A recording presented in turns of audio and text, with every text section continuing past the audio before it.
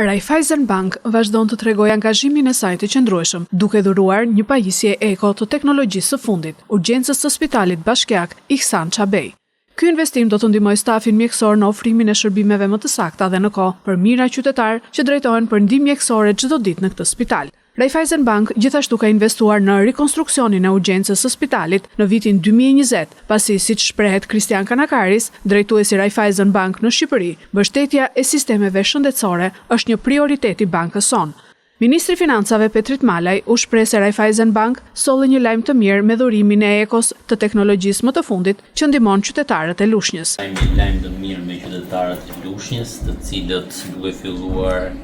nga tashmë mund të marrë një shërbim shumë të nevojshëm nëpërmjet një pajisje teje të avancuar teknologjike,